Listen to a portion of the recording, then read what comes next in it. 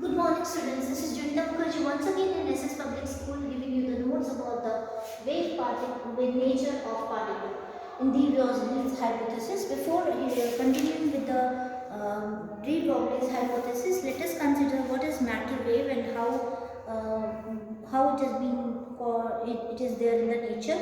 So, wave theory of electromagnetic radiation explains the phenomena of interference and diffraction polarization of light.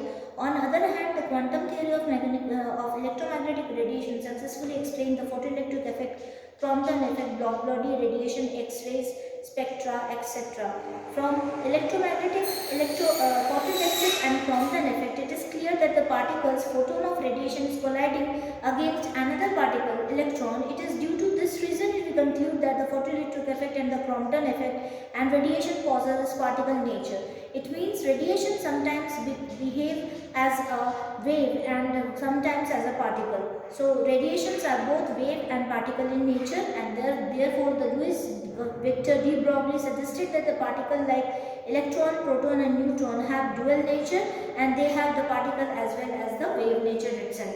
So the wave nature of the particle, how it is being done, or the matter wave of this particular part of this part is how connected with the wave nature. Let us discuss this thing.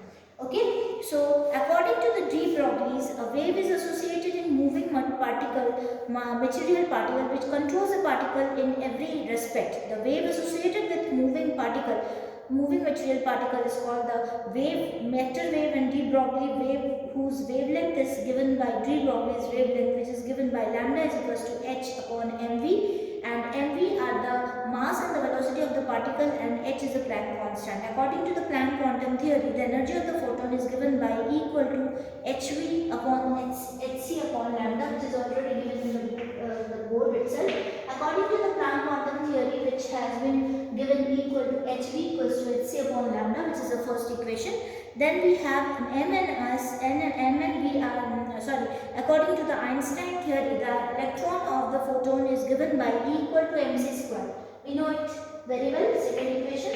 From the second and the first equation, x is equal to h upon mc, or lambda is equals to h upon p, where p is equals to mc is the moment of the photon. If the material particle of the mass m is moving with the velocity v, then the moment of the particle p is equals to mv. According to the de Broglie's hypothesis, the wave associated with the moving particle becomes lambda is equals to h upon p is equals to h upon mv, which is the expression for de Broglie's wavelength itself. For the above expression, following the observations we made, the de Broglie's wavelength lambda is proportional to 1 upon v. If the particle move faster, the wavelength will be smaller, and vice versa. So it can be the reverse of it also. That is, if it is moving with moving smaller, that is wavelength is smaller, is the lambda is a wavelength. If lambda is smaller, v will be greater, or v is smaller, lambda will be greater. In the particle, if the particle is at rest, that is v equal to 0, then the de Broglie's wavelength is infinite, that is lambda is equals to infinity. Such a wave cannot be visualized. So, if v equal to 0, that is at rest, particle will be at rest, and the wavelength of infinite, that is de Broglie's wavelength is infinite, it cannot be possible, or it cannot be visualized. Okay, so how it could be possible? The de Broglie's wave cannot be electromagnetic in nature, because electromagnetic waves are produced by motion of charged particles. So, wavelength of a wave associated with the moving particle defines a region of uncertainty within which the whereabouts of the particle are known. These facts leads to the Heisenberg uncertainty principle. According to this, it is possible to measure both the position and the momentum of a particle at the same time exactly. This is always some in uncertainty del x in the specification of position, and some uncertainty del p in the specification of momentum. The product del x and del p of the order h will be given by h cross h hash. Yes, h is equals to h upon 2 lambda, where del x del p is equals to h upon h cross upon h upon 2 lambda. So this experiment is over, or you can say, sorry, not this experiment, this wave nature of de Broglie's hypothesis is being over, and I have told you about the hypothesis this is what is being done in this particular hypothesis, and this chapter, dual nature of radiation and matter, is also over.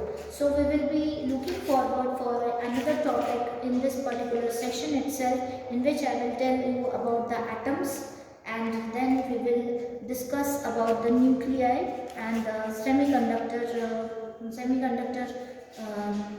chapter, atoms, nuclei and semiconductor chapter. In atoms, some topics are being cut off, that is we have here uh,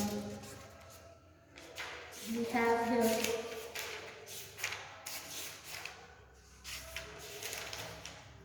Rutherford's Bohr model of atom is there, impact electron of orbit is there, energy level is there, then we have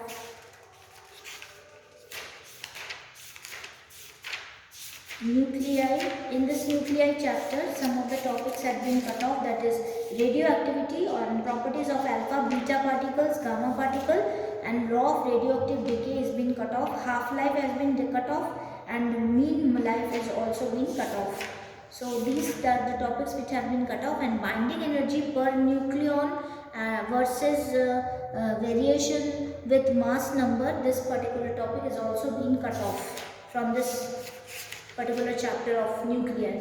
And we have here this semiconductors, which is an important topic, and I hope so I have made you much clear about this thing.